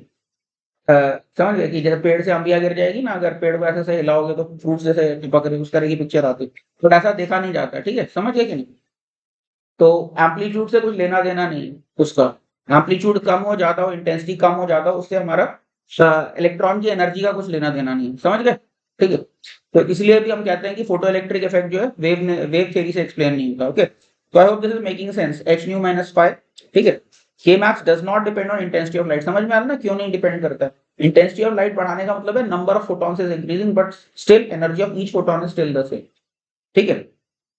तो मतलब ये मतलब क्या पिक्चर है, पेड़ से आंबिया गिरानी है तो पेड़ को हिला नहीं रहे, यहाँ पे गुलेल से शूट कर रहे हैं बेसिकली, समझ गए कि नहीं? पत्थर मार के आम तोड़ रहे, उस तरह की बात है। Photon picture is like that कि एक पत्थर से एक आम को लगा और वो आम टूट के गिर गया, ठीक है? उसमें जो कुछ एनर्जी है वो उसको तोड़ने में खर्च हो गई, जो वुड का जो भी होगा, क्रिस्टल तो खैर नहीं होता, जो भी है, ठीक है? समझ गए कि नहीं? Something like that is happening, right? तो ओके, तो फ्रीक्वेंसी, हाँ, तो इंटेंसिटी पे तो नहीं डिपेंड करता, लेकिन फ्रीक्वेंसी पे डिपेंड करता है। For same frequency it does not matter whether is light is dazzling और डिम, कितनी भी dazzling लाइट हो, कितनी भी डिम लाइट हो, ठीक है, वो एनर्जी के मैक्स उतनी की उतनी रहेगी। This seems counter intuitive to the classical wave theorist because a dazzling light means a larger amplitude of electric field, so one might classically expect a greater kinetic energy at higher intensity for the same frequency। ठीक है, expectation हमारी क्या होगी, ज्यादा के ही मिलनी चाहिए, ज्यादा इंटेंस लाइट है, लेकिन ऐसा कुछ होता नहीं है। ठीक है, okay, but that is not actually observed, thus photoelectric effect can't be explained in terms of classical wave theory and requires visualization of light in terms of quanta or packets of energy। ठीक है, जैसे आम को पत्थर मार के गिरा रहे हैं, ठीक है, पूरे पेड़ को झकझोरने के, आप लोग समझ गए कि नहीं। इनफैक्ट पेड़ को झकझोरोगे तो काफी सारी एनर्जी तो पेड़ को रैंडमली हिलाने में वेस्ट हो जाएगी। ठीक है, जबकि फोटोन गिर रहा है उसके ऊपर, पिक्चर अगर उसके ऊपर लग गया तो फिर वो डायरेक्टली आम को ही तोड़ रहा है। ठीक है, since k max does not depend on intensity of light but on frequency of light and work function of the target material, therefore stopping potential also does not depend on intensity। Stopping potential भी intensity से कुछ लेना देना नहीं है। समझ में आई बात की नहीं, क्योंकि स्टॉपिंग पोटेंशियल किस लिए है, मोस्ट एनर्जेटिक इलेक्ट्रॉन को स्टॉप कर देना, is it not, most energetic electron को जब तक वो कलेक्टर तक पहुंच रहा है वहां तक उसको स्टॉप करना है। तो इसलिए स्टॉपिंग पोटेंशियल का भी इंटेंसिटी ऑफ लाइट से कुछ भी लेना देना नहीं है। It depends only on the frequency of light, right. ठीक है, it only depends on the work function and frequency of incident light. तो आई होप ये सेक्शन समझ में आ रहा होगा। इसके बाद फिर ग्राफ्स की भी मैं बात करता हूँ। यहां तक तो मुझे नहीं लगता कुछ भी डाउट होगा। Let me also tell you the graph, उसके अगर डाउट होगा तो एक साथ लेते हैं। ठीक है, तो हमारा जो ग्राफ आता है वो किस तरह का ग्राफ आता है, देखो इस तरह का ग्राफ आता है। यहाँ पे देखो, यहाँ पे मैंने क्या लिखा कि इस एक्सिस पे, हॉरिजॉन्टल एक्सिस पे क्या प्लॉट किया मैंने, कलेक्टर प्लेट का पोटेंशियल प्लॉट किया। ठीक है, और वर्टिकल एक्सिस पे क्या प्लॉट किया मैंने, फोटो करंट। ठीक है, तो आप इसमें से सिर्फ एक ग्राफ पे फोकस करो, बाकी तीन में से बाकी दोनों को अभी थोड़ी देर के लिए छोड़ दो। इसको देखो, अभी ये ग्राफ जो है ये क्या बता रहा है यहाँ पे, तो स्टॉपिंग पोटेंशियल जब आया तो क्या है, मेरा करंट दिख रहा है जीरो हो गया, स्टॉपिंग पोटेंशियल पे मेरा करंट जीरो हो गया। अब मान लो स्टॉपिंग पोटेंशियल जितना नेगेटिव नहीं कर रखा, कम नेगेटिव कर रखा, कम नेगेटिव कर रखा है तो कुछ इलेक्ट्रॉन्स पहुंच रहे होंगे कलेक्टर तक, इसलिए थोड़ा सा करंट, राइट। फिर थोड़ा और कम नेगेटिव किया तो फिर कुछ और ज्यादा इलेक्ट्रॉन्स पहुंच रहे होंगे, क्योंकि हमारे पास स्टैटिस्टिकली डिस्ट्रीब्यूटेड होंगी ना काइनेटिक एनर्जीज। तो स्टॉपिंग पोटेंशियल पे तो जस्ट कह लो कि के मैक्स वाला जस्ट पहुंच रहा था, तो बहुत ही कम इलेक्ट्रॉन्स रहे होंगे। उसके बाद कम करते जा रहे हो तो number of electrons reaching the target will become more and more, right, क्योंकि उससे कम एनर्जी वाले भी फिर पहुंचने लग जाएंगे, के मैक्स से कम एनर्जी वाले भी पहुंच रहे होंगे। यहाँ पे तो खाली के मैक्स वाले पहुंच रहे होंगे ना, और जाओगे तो के मैक्स से कम एनर्जी वाले भी पहुंचने शुरू हो जाएंगे। ठीक है, उसके बाद क्या है, उसके बाद यहाँ पे क्या हो रहा होगा, जो बीच में स्पेस में कलेक्टेड रीजन है, इलेक्ट्रॉन्स में आपस में रिपल्शन हो रहा होगा, उसके कुछ इलेक्ट्रॉन निकलने के बाद दोबारा अंदर घुस जा रहे होंगे। लेकिन क्या है, जब मैंने कलेक्टर प्लेट पोटेंशियल काफी पॉजिटिव कर दिया तो क्या हुआ, जो इलेक्ट्रॉन निकले उसको फटाफट मैंने खींच लिया, तो क्या होगा, एक लिमिट आएगी जिसके बाद हमारा जो करंट है ये सैचुरेट कर जाएगा। क्यों सैचुरेट कर जा रहा है, ये क्या रिप्रेजेंट कर रहा है सैचुरेशन करंट, की जो जो इलेक्ट्रॉन जो था हर एक पहुंच पाया, वापस कोई भी नहीं गिरा, इज इट नॉट। लेकिन क्या है, इसको पोटेंशियल को बढ़ाने से मेरा करंट फर्दर नहीं इंक्रीज होगा। समझ में आ रहा है क्यों नहीं इंक्रीज होगा, क्योंकि भाई जितने निकले थे उससे ज्यादा थोड़ी ना पहुंच सकते हैं। यहाँ पे जो पोटेंशियल डिफरेंस लगाया that is not responsible for extracting the electrons, that's only responsible for helping the electrons reach the collector. Extraction तो कौन कर रहा है, एक्सट्रैक्शन तो लाइट कर रही है, जो ऊपर इंटेंसिटी ऑफ लाइट पड़ रही है। बात समझ आएगी नहीं, तो जितना एक्सट्रैक्शन हो रहा है वो सारा का सारा मतलब उसकी यील्ड 100% हो गई, एक तरह से कह सकते हैं, इज इट नॉट। अब यील्ड 100% से ज्यादा तो नहीं हो सकती, बात समझ आएगी नहीं। तो that's why you are experiencing a saturation current. समझ में आया, this is called saturation current, इसको फॉर्मली भी पढ़ूंगा। अब सोचो, अगर इंटेंसिटी ऑफ लाइट मैंने बढ़ा दिया, इंटेंसिटी ऑफ लाइट बढ़ा दिया तो अब क्या होगा, ज्यादा नंबर ऑफ फोटो इलेक्ट्रॉन्स निकल रहे होंगे। पहले क्या है, मान लो there is something called photo electric efficiency. Photo electric efficiency क्या होती है कि मान लो 100 फोटॉन्स पड़े तो 100 फोटॉन्स में कितने इलेक्ट्रॉन्स निकले। तो जैसे अगर मान लो 100 फोटॉन्स डालने पे एक इलेक्ट्रॉन निकला तो 1% एफिशिएंसी हो जाएगी। आएगा समझ में नहीं, अगर 2 निकल रहे हैं तो 2% एफिशिएंसी हो जाएगी, एटसेट्रा, राइट। तो अभी फोटो इलेक्ट्रिक एफिशिएंसी जो होती है वो तो मेटल के ऊपर डिपेंड करती है, ज्योमेट्री पे डिपेंड करती है। ठीक है, तो सेम फोटो इलेक्ट्रिक एफिशिएंसी है और तुमने नंबर ऑफ फोटॉन्स डबल कर दिए तो फिर नंबर ऑफ इलेक्ट्रॉन्स भी डबल हो जाएगा। बात समझ आएगी नहीं। Suppose your photo electric efficiency is 1%, ठीक है, तो तुमने 1000 फोटॉन्स पर सेकंड डाले तो कितना निकलेगा, वो 10 फोटॉन्स निकल रहे होंगे, 10 इलेक्ट्रॉन्स निकल रहे होंगे। 1000 की जगह 2000 डालोगे तो फिर 20 निकलेंगे। बात समझ आएगी। तो इसीलिए ये जो सैचुरेशन करंट है this is directly proportional to the intensity. ध्यान रखना, ये कैपिटल I1 कैपिटल ये जो है इंटेंसिटीज के लिए रिप्रेजेंट किया। करंट्स तो हमारे इस एक्सिस पे प्लॉट होंगे, ये चाहो तो इधर small I1 small I2 small I3 लिख सकते हो। यहाँ पे ये करंट्स है, ये कैपिटल I जो है ये इंटेंसिटीज दिखा रखी है, ठीक है। तो इंटेंसिटी जैसे जैसे बढ़ाते जा रहे हो सैचुरेशन करंट मेरा बढ़ता जा रहा है, लेकिन स्टॉपिंग पोटेंशियल अभी भी वही का वही है। क्यों? क्योंकि मोस्ट एनर्जेटिक इलेक्ट्रॉन की एनर्जी तो एक फोटोन की एनर्जी से डिसाइड हो रही है, तो इंटेंसिटी बढ़ाने पे हर फोटोन की एनर्जी थोड़ी ना चेंज हो रही है, सेम फ्रीक्वेंसी रखते हुए तुम इंटेंसिटी बढ़ा रहे हो, ठीक है। ध्यान रखना ये इंटेंसिटी जो बढ़ा रहे हैं हम फ्रीक्वेंसी सेम रखते हुए बढ़ा रहे हैं इस वाले एक्सपेरिमेंट में। हाँ, फ्रीक्वेंसी चेंज कर दोगे तो स्टॉपिंग पोटेंशियल भी चेंज हो जाएगा, but in this experiment we are keeping the frequency constant and increasing the intensity by increasing the number of photons। तो इसलिए समझ में आया ना ये variation. I hope it is making sense why we are getting this type of a graph। पहले तो क्या है, पहले तो कुछ वापस गिर जा रहे थे, लेकिन क्या है सफिशिएंटली लार्ज कर दिया तो उसके बाद ये ग्राफ फ्लैट ही रहेगा, क्योंकि सारे के सारे पहुंच गए, उसके बाद उससे ज्यादा तो नहीं पहुंच सकते, क्रिएट तो हो नहीं सकते, ठीक है। Let me read the section and then I will take your doubts. Okay, क्या लिखा? As the potential of the collector is increased towards zero and then positive। तो यहाँ पे कलेक्टर का जो पोटेंशियल है ये फिगर में, तो पहले हम इसको करते करते जीरो पे लेके आएंगे और उसके बाद फिर पॉजिटिव में लेके जाएंगे, तो फिर क्या होएगा? हाँ, from stopping potential the photo current for the fixed intensity of light keeps increasing up to a certain value and after that there is no significant further increase in current upon increasing the collector potential। ठीक है, तो increase होते जा रहा है लेकिन उसके बाद फिर फर्दर इंक्रीज बंद हो गया। The maximum photo current thus obtained is called the saturation current। इसको हम क्या कहते हैं, ये जो वैल्यू है इसको हम कहते हैं saturation current। Okay, the saturation current is directly proportional to the intensity of incident light। This is because more the number of incident photons, more the probability of hitting an electron। ठीक है, ज्यादा अगर photons पड़ रहे हैं तो probability भी ज्यादा होगी। तुम रैंडम डार्ट शूट कर रहे हो तो फिर सही टारगेट पे लगने की चांस भी ज्यादा हो जाएगी, यानी समझ गए? तो परसेंटेज चांस नहीं बढ़ जाएगी, लेकिन क्योंकि तुम शूट ही ज्यादा कर रहे हो तो परसेंटेज सेम के ऊपर भी ज्यादा डार्ट्स लग रहे होंगे टारगेट पे, उस तरह की बात है, ठीक है।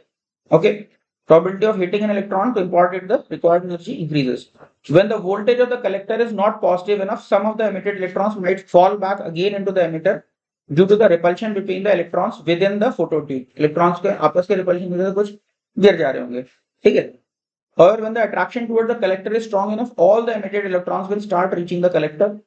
further increasing the voltage will not increase the current any further because the emission depends on the intensity of light and not the phototube potential। phototube potential emission नहीं करा रहा है, बस emitted को help कर रहा है पहुंचने में, that's all। ठीक है, the variation of photo current with tube voltage for various intensities of light is shown in the graph above। तो ये ग्राफ यहाँ पे बना हुआ है, ठीक है।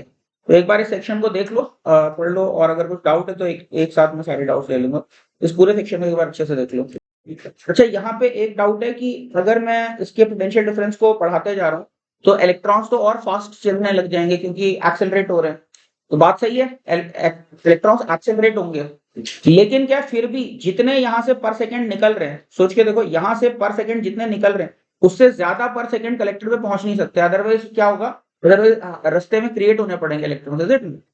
तो होगा क्या, ये इस तरह की बात है कि जैसे मान लो एक ट्रैफिक इंटरसेक्शन है और दूसरा ट्रैफिक इंटरसेक्शन है और उसके ऊपर स्टेडी स्टेट ट्रैफिक चल रहा है, तो अगर मान लो बीच में खुली रोड है तो क्या है, ऑब्वियसली इस टाइम में कारें बहुत तेजी से चलेंगी। जब कारें बहुत तेजी से चलेंगी तो कारों की डेंसिटी कम हो जाएगी, होगा क्या, उनकी स्पेसिंग बढ़ जाएगी। समझ में आई बात की नहीं? But number of cars crossing पर सेकंड, इस रोड के ऊपर जितनी मर्जी लाइनें ड्रॉ कर लो, हर लाइन को same number of cars will be crossing पर सेकंड।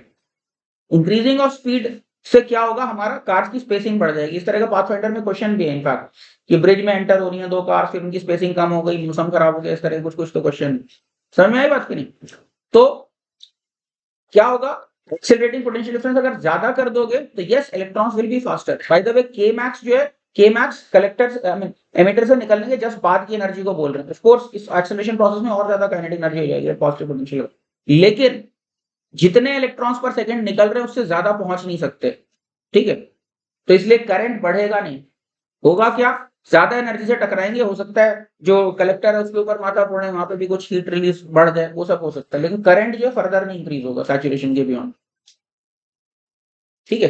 तो तुम लोग अगर ऐसे सोचना चाह रहे हो कि अरे सर ड्रिफ्ट वेलोसिटी तो बढ़ गई, ड्रिफ्ट वेलोसिटी तो बढ़ गई, लेकिन करंट क्या होता है, NeVd होता है, right, where n is the particle density. तो क्या होगा, ड्रिफ्ट वेलोसिटी बढ़ जाएगी तो पार्टिकल डेंसिटी कम भी हो जाएगी, फ्री स्पेस जो बीच में दिख रहा है, ठीक है ना। ये इस तरह की बात है कि हाईवे पे अगर कार ज्यादा एक्सेलरेशन से चल रही है तो उनकी स्पेसिंग बढ़ जाएगी एक्चुअली, ठीक है नहीं। लेकिन किसी इंटरसेक्शन से जितनी कार्स पर सेकंड निकल रही है अगले इंटरसेक्शन पे भी उतनी ही कार्स पर सेकंड पहुंच रही होंगी, उससे कम या ज्यादा नहीं होंगी, क्योंकि कम या ज्यादा पहुंच रही है तो that would imply either creation of cars or some cars getting destroyed in the way. तो इलेक्ट्रॉन्स क्रिएट नहीं हो रहे, इलेक्ट्रॉन्स डिस्ट्रॉय नहीं हो रहे, इलेक्ट्रॉन्स बस इधर से निकल के उधर पहुंच रहे हैं। वो तेज पहुंच सकते हैं, वो धीरे धीरे पहुंच सकते हैं, बट उतने ही पहुंचेंगे जितने निकल रहे हैं जगह से। समझ गए कि नहीं? तो that's why no further increase beyond the saturation current. I hope it is making sense. समझ में आई बात सभी? इसके बाद जो अगला ग्राफ मैंने प्लॉट किया है वो क्या है? Photoelectric efficiency and variation of saturation current with intensity. In fact graph मैंने इस चीज का प्लॉट किया, फोटोइलेक्ट्रिक एफिशिएंसी को डिफाइन किया मैंने। तो यहाँ पे देखो, ये इनफैक्ट इसको एक्सप्लेन मैं कर ही चुका हूँ। जैसे जैसे इंटेंसिटी ऑफ लाइट बढ़ाओगे फोटोइलेक्ट्रिक करंट तुम्हारा बढ़ता जाएगा। By the way saturation current पे हम देख रहे हैं, तो सैचुरेशन करंट मेरा डायरेक्टली प्रोपोर्शनल होगा, तो it will be a straight line. ठीक है, समझ गए कि नहीं? इंटेंसिटी ज्यादा होगी तो सैचुरेशन करंट भी मेरा ज्यादा होगा। क्या लिखा? फोटोइलेक्ट्रिक एफिशिएंसी की डेफिनेशन में लिखी, number of emitted photoelectrons per unit incident photon. एक फोटोन के लिए कितने इलेक्ट्रॉन्स एमिट हो रहे हैं, that is called the photoelectric efficiency. Photoelectric efficiency depends on the material and surface finish and frequency of the incident light. ठीक है, इन तीन चीजों पे डिपेंड करती है। क्या?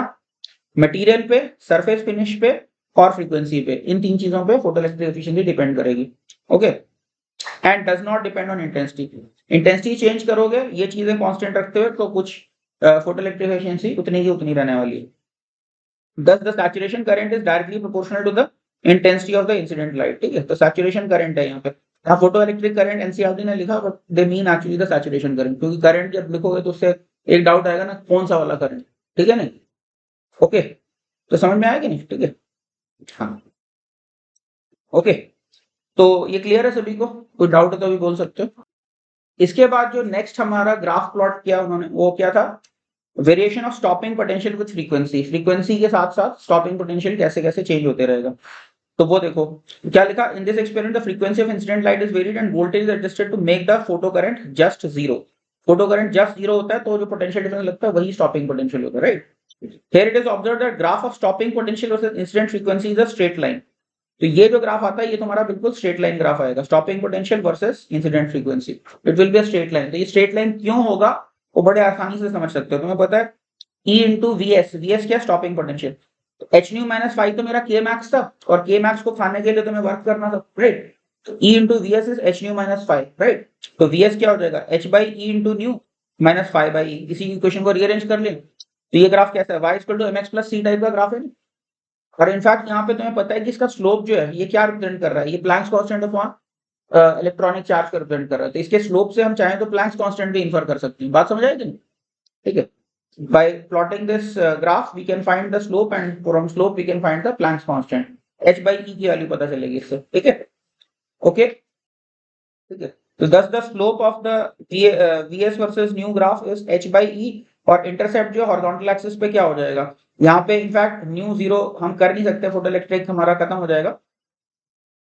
हाँ, ये इंटरसेप्ट ऑन वर्टिकल एक्सिस ले लेना, हॉरिजॉन्टल गलती से लिखा था। वर्टिकल एक्सिस पे देखो क्या होगा, जब न्यू को जीरो पुट करें और तो फोटोइलेक्ट्रिक एमिशन होगा नहीं, लेकिन इसको एक्सटेंड करके यहाँ पे कुछ ये तो बना ही सकते हैं ना। तो ये जो इंटरसेप्ट है ये माइनस फाइव बाई ई को रिप्रेजेंट कर रहा है। ठीक है, फाइव बाई ई मतलब एक्चुअली तो माइनस फाइव बाई ई लिखना सही है, माइनस फाइव बाई ई को रिप्रेजेंट कर रहा है। तो हम क्या कर सकते हैं, इस ग्राफ प्लॉट करके इससे हम वर्क फंक्शन भी मेटल्स का निकाल सकते हैं। समझ गए?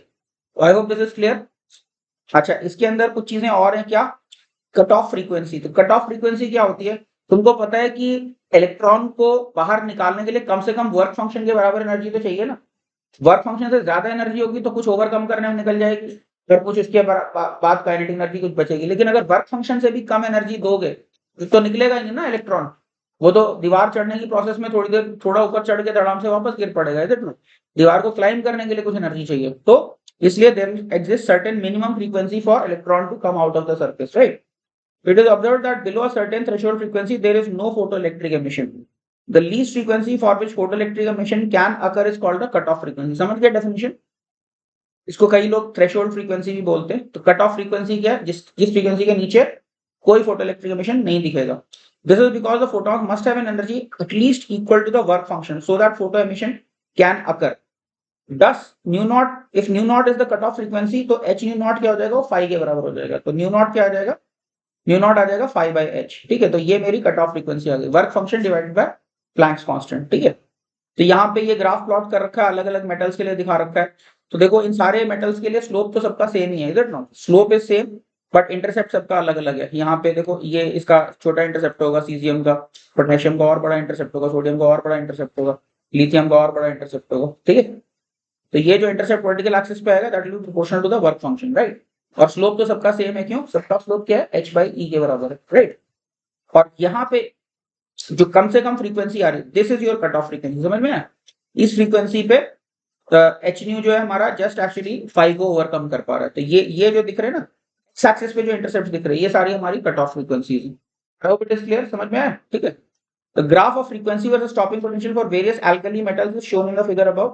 For same frequency, it is seen that cesium has largest stopping potential. Sorry, हाँ, स्टॉपिंग पोटेंशियल लार्जेस्ट होगा, यस। सीजियम का लार्जेस्ट स्टॉपिंग पोटेंशियल कैसे पता चल रहा है? अभी तुम लोग कंफ्यूज हो लोगे ग्राफ में। तो देखो स्टॉपिंग पोटेंशियल अगर निकालना है किसी फ्रीक्वेंसी पे, ध्यान से देखनी, इनको एक्सटेंड करो, ठीक है। तो स्टॉपिंग पोटेंशियल क्या होगा? इस फ्रीक्वेंसी पे स्टॉपिंग पोटेंशियल देखना है तो इधर से वर्टिकल ड्रॉप करो, ये आएगा मेरे पास, ठीक है।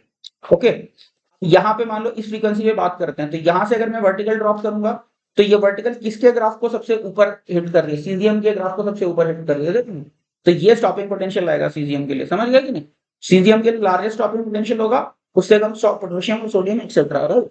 तो लार्जेस्ट स्टॉपिंग पोटेंशियल क्यों है सीजियम के लिए? क्योंकि सीजियम बहुत कम वर्क फंक्शन में एनर्जी कंज्यूम करता है, इसलिए लार्जेस्ट काइनेटिक एनर्जी होगी सेम फ्रीक्वेंसी के लिए। बात समझ आएगी नहीं? क्योंकि 5 स्मॉलेस्ट है उसका, इसलिए के मैक्स लार्जेस्ट होगा, और के मैक्स लार्जेस्ट है तो उसको स्टॉप करने के लिए एनर्जी भी ज्यादा लगेगी, तो इसलिए सीजियम का सेम फ्रीक्वेंसी पे लार्जेस्ट स्टॉपिंग पोटेंशियल होगा। आई hope it is making sense, ठीक है। इसको एक्सटेंड करके विजुलाइज करोगे तो तुरंत दिख जाएगा कि किसका स्टॉपिंग पोटेंशियल ज्यादा है एक गिवन फ्रीक्वेंसी के लिए, ओके, ठीक है। तो क्या लिखा? For same frequency is seen that largest stopping potential जो सीजियम का होगा because it has least work function, so for same energy photons electrons will have a larger K max, ठीक है। तो एक बार इसको पढ़ लो और let me know if there is any doubt, I will explain. इसके बाद हम लोग बात करते हैं variation of photo current at constant intensity and varying frequency. यानी फ्रीक्वेंसी को वेरी करेंगे तो हमारा अच्छा, ध्यान से समझो क्या लिखा, constant intensity with varying frequency. इसका मतलब समझ रहे हो? वॉट पर मीटर स्क्वायर उतना का उतना रखना है। फ्रीक्वेंसी अगर बढ़ा दी तो क्या होगा? ज्यादा एनर्जेटिक फोटॉन्स डाल रहे हो, अगर ज्यादा एनर्जेटिक फोटॉन्स डाल रहे हो और इंटेंसिटी सेम रख रहे हो तो नंबर ऑफ फोटॉन्स कम करने पड़ेंगे। बात समझ आएगी नहीं? क्योंकि इंटेंसिटी क्या होगा? एनर्जी फॉलिंग पर unit time per unit area, right. तो अगर फ्रीक्वेंसी बढ़ा रहे हो तो क्या करना पड़ेगा तुम्हें? सेम इंटेंसिटी रखने के लिए number of photons per second कम करना पड़ेगा। इतनी बात समझ में आ रही है कि नहीं?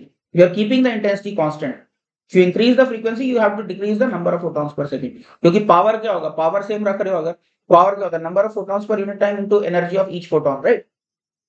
So if you are using more energetic photons, then you will be having lesser number of photons to produce the same amount of energy, right? समझ में आती है? तो क्या लिखा था? Graph of photo current at constant intensity with varying retarding potential as shown in the figure. तो ऐसा ग्राफ हमको देखने को मिलता है एनसीईआरटी में। जो ग्राफ दिया क्या दिया है कि अलग अलग इंटेंसिटी पे भी सैचुरेशन करंट जो हमारा सेम आ रहा है, ठीक है। नॉट अलग अलग फ्रीक्वेंसी पे सेम इंटेंसिटी के लिए स्टॉपिंग पोटेंशियल्स तो अलग अलग आ रहे हैं लेकिन सैचुरेशन करंट सेम आ रहा है। तो इससे हमको क्या सजेशन मिलता है कि क्योंकि सैचुरेशन करंट सेम है, इसका मतलब क्या? लेसर नंबर ऑफ फोटॉन से सेम करंट जनरेट कर पा रहे हो। इसका मतलब क्या? Somehow efficiency is increasing, right. Same intensity, higher frequency, that means what? And same saturation current, that means what? कि लेसर नंबर ऑफ फोटॉन से you are able to generate the same amount of saturation current. तो इसका मतलब क्या है? Somehow efficiency is increasing, मतलब ज्यादा energetic photons की एफिशिएंसी ज्यादा है। ऑल्दो एनसीईआरटी ने ये लाइन डायरेक्टली लिखी नहीं है, ठीक है। और इस बात को लेके यानी जो सैचुरेशन करंट कांस्टेंट इंटेंसिटी है, इसको लेके टीचर कम्युनिटी में कई कुछ डिसएग्रीमेंट है। लेकिन मेरे पास जो मैंने सोर्सेस से देखा उसके हिसाब से इंटेंसिटी का मतलब इंटेंसिटी है। कई बार कुछ टीचर्स बोलते हैं कि इंटेंसिटी का मतलब है कि number of photons per second constant रखता है। ऐसा मेरे को तो एविडेंस नहीं मिला, ठीक है। वो बात अलग है कि जेई का एक क्वेश्चन है जिसकी वजह से ये कंफ्यूजन घूम रहा है। जेई के क्वेश्चन में उन्होंने क्या मान लिया था? इंटेंसिटी कांस्टेंट का मतलब मान लिया था नंबर ऑफ फोटॉन्स पर कांस्टेंट, बट वहां पे शायद लैंग्वेज से क्लियर हो रहा है कि क्या मीन कर रहे हैं। बट एक्चुअली में intensity constant doesn't mean constant number of photons per second. Intensity constant means constant amount of energy पर unit time per unit area पर सेकंड, ठीक है। तो अगर उसको लेके चलते हैं तो इससे ये समझ में आता है कि ज्यादा एनर्जेटिक फोटॉन्स की एफिशिएंसी समहाउ ज्यादा है, ठीक है। Okay, it is seen that if intensity is fixed then the saturation current for a given target remains constant। अगर इंटेंसिटी फिक्स है तो, ठीक है। At points before attainment of saturation current, the current is higher for greater frequency. ठीक है, saturation current से पहले देखो ज्यादा फ्रीक्वेंसी के लिए ज्यादा बड़ा करंट है, इस रीजन में देखो ज्यादा फ्रीक्वेंसी के लिए ज्यादा करंट है, ठीक है, लेकिन सैचुरेशन करंट सेम है. Okay, the graph from NCERT suggests that with increase in frequency there must be an improvement in photoelectric efficiency. Frequency improve करने के साथ फोटोइलेक्ट्रिक एफिशिएंसी में इंप्रूवमेंट, ये इससे एविडेंट है. ये होता है कि नहीं होता है, फैक्ट्स को साइड में रखो. एक्चुअली इसके ऊपर कुछ रिसर्च किया है और ये समझ में आई बात की बड़ा ही नॉन लीनियर सा बिहेवियर है. ये बात ठीक तो नहीं है, लेकिन अगर कुछ भी नहीं दिया हुआ तो एनसीईआरटी को हम रेफरेंस मान के चलेंगे. एनसीईआरटी से जो कंक्लूजन निकल रहा है हम उसी को जेईई के लिए मान के चलेंगे, ठीक है. Although this behavior is not as simple, efficiency का behavior frequency के साथ ऐसे कोई monotonic नहीं है, but इस ग्राफ से ये समझ में आता है. and this is also corroborated by one more source जो मैं बताऊंगा, ठीक है. Okay, the graph from NCERT suggests that with increase in frequency there must be an improvement in photoelectric efficiency because a smaller number of photons at higher frequency are still able to emit the same number of photoelectrons at saturation. Smaller number of photons से same current generate हो रहा है. There seems to be some disagreement in the teaching community about the interpretation of the word constant intensity to mean constant number of photons per second. ठीक है, अभी ये जो है, हाँ ठीक है, तो ये कंफ्यूजन क्यों हो रहा है? जेई का एक क्वेश्चन है जिसकी वजह से ये कंफ्यूजन हो रहा है. However, the language of NCERT is also corroborated by acclaimed modern physics texts like Arthur Weiser. ये जो ग्राफ है बाइजर की मॉडर्न फिजिक्स की टेक्स्ट बुक से, उसमें डायरेक्टली इसके नीचे क्या लाइन लिखी है? Stopping potential V0 and hence the maximum photoelectron energy depends on the frequency of light. When reaching the when retarding potential is equal to the photoelectron current is same for a given intensity regardless of the frequency. ये directly ये Arthur बाइजर की book से, it's a very good text, ठीक है. Okay okay, हाँ Arthur बाइजर, हाँ the adjacent figure is taken from Arthur Weiser's concept, ठीक है, वो बुक का नाम है. It clearly says that when retarding potential is zero, photocurrent is same for light of a given intensity regardless of its frequency. Though here the graph is slightly different from NCERT. For JEE purposes, we will consider NCERT graph only to be the correct one. यहाँ पे क्या किया है actually NCERT graph मैंने क्या किया, यहाँ zero पे अलग अलग करंट दिखाए हैं, जबकि बाइजर ने क्या जीरो के ऊपर ही सेम करंट दिखाती है, ठीक है. तो यहीं पे जीरो पोटेंशियल पे उसने सैचुरेशन करंट जैसा ले लिया. तो ठीक है, मुझे मेरी गट फीलिंग क्या है, मुझे लगता है कि Byju's is less likely to be wrong, NCERT is more likely to be wrong. But ठीक है, जो भी है, हमें लेकिन जेईई के पर्पस से एनसीईआरटी वाले ही ग्राफ को फॉलो करना है, इसी ग्राफ के हिसाब से चलना है. और इसका इम्प्लीकेशन क्या है कि एफिशिएंसी मेरी बढ़ जा रही है, ठीक है. जिस क्वेश्चन में नहीं बढ़ रही है, कांस्टेंट एफिशिएंसी दिया, तो उसको उस हिसाब से उस असम्पशन के साथ सॉल्व करेंगे. बट मेरे हिसाब से ये मेंशन्ड होना चाहिए, ठीक है. All right, so this is it for today's class. इसके बाद फिर फोटो इलेक्ट्रिक इफेक्ट पे न्यूमेरिकल्स वगैरह हम लोग नेक्स्ट क्लास में करेंगे. All right.